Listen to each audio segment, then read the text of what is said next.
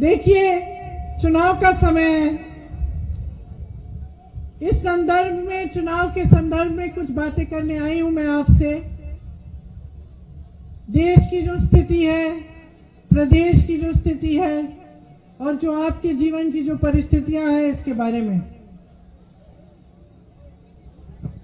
तो आप जरा ध्यान से सुने और मेरी बातों को समझ के फिर दिल में रखते हुए अपने चुनाव में जब आप वोट डालेंगे तो जरूर मेरी बातों को दिल में रखिए। देखिए, आज सबसे बड़ी समस्याएं क्या है आपकी, बताइए।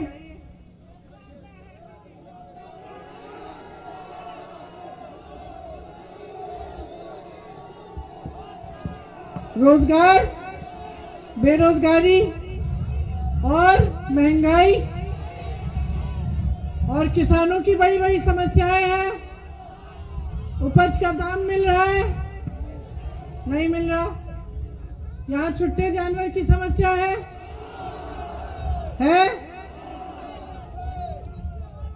बिजली की बिल बड़ी बड़ी आ रही है।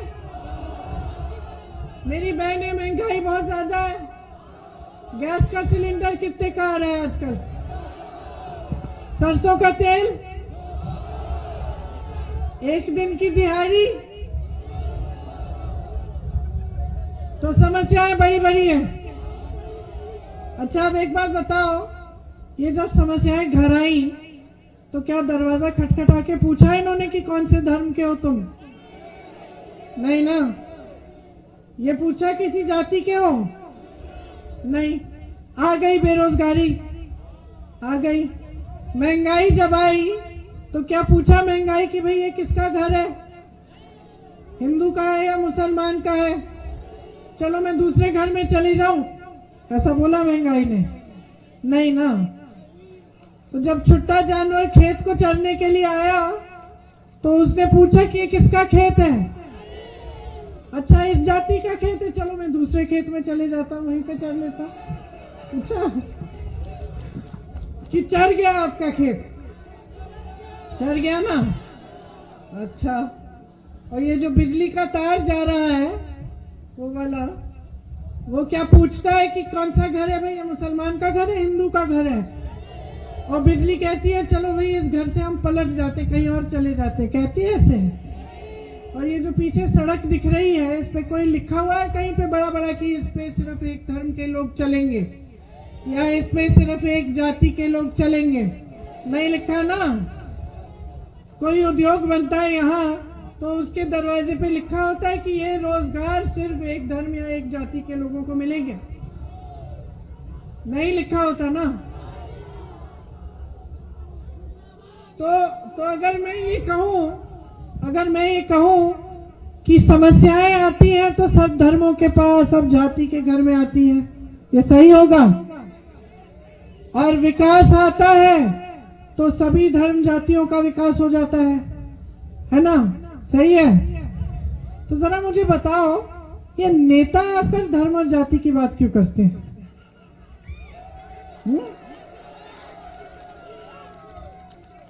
कोई वजह होगी कि ये बहुजन समाज पार्टी के नेता, समाजवादी दल के नेता, भाजपा के नेता सब आकर धर्म और जाति की बात, धर्म जाति धर्म जाति धर्म जाति क्यों करते हैं भाई?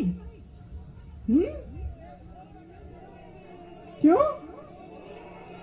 वोट निकालने के लिए। अच्छा, वोट निकल जाता है इससे? निकल जाता है। मैं भी यही शुरू कर लूं? नहीं करूं ना। नहीं, सच्चाई क्या है उसको समझिए। सच्चाई ये है कि ये तीनों पार्टियां एक ही बिसात पर खेल रही हैं।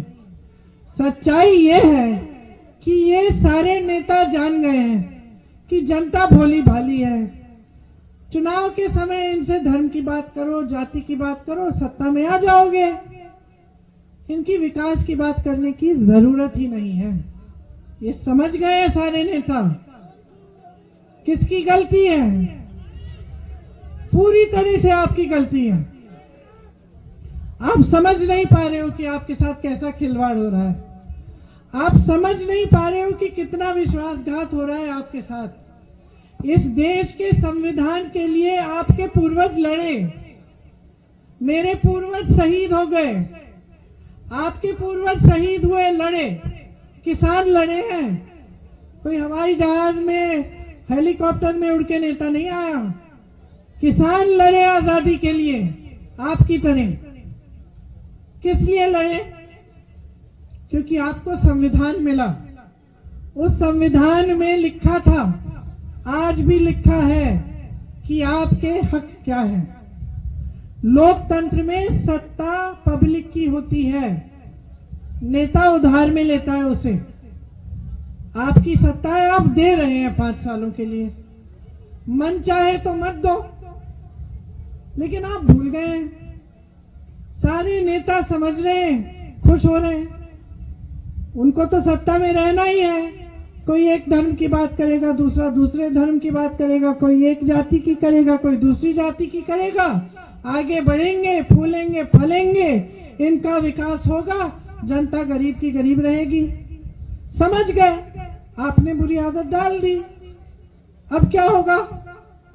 दशकों से आप देख रहे हैं, बहुजन समाज पार्टी ने सरकार बनाई, क्या मिला?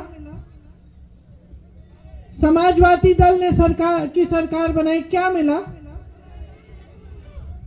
भाजपा की सरकार बनाई, क्या मिला? रोजगार मिले। अरे मोदी जी तो मंच पे खड़े होके कहते हैं उनको पता भी नहीं कि छुट्टा जानवर जैसी समस्या है। इतने बड़े अंतर्यामी, इतने सर्वज्ञानी, आजकल तो विश्व गुरु भी हैं। अरे इतने बड़े विश्व गुरु, उनको मालूम नहीं कि उन्हीं के देश में, उन्हीं की सरकार में सबसे बड़ा प्रदेश और सबसे ज्यादा इस देश के किसान यहां उत्तर प्रदेश में इतनी बड़ी परेशानी झेल रहे हैं, उनको तो मालूम ही नहीं।